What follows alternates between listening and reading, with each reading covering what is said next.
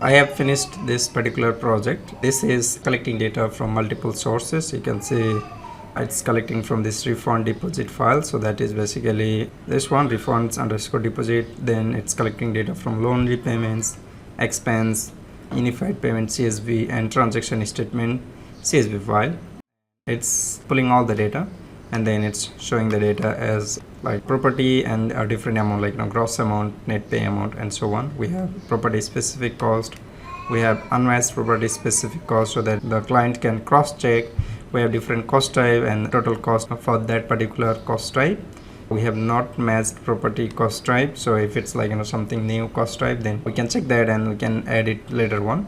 And then we have blank cost type, not matched property, and so on. So all of these are handled by these settings. You can see we have different property list, we have different cost type.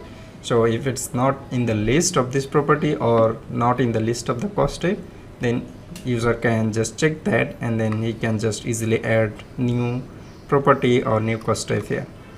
And then we have different parameters, and based on that parameter it goes into different category and subcategory, and it also creates these nodes dynamically based on the different reasons. And that's it. This is a VBA plus Power Query based solution. You can see we have lots of Power Query code to handle all of this different scenario. If you need help in any project, send me a message. Have a good day.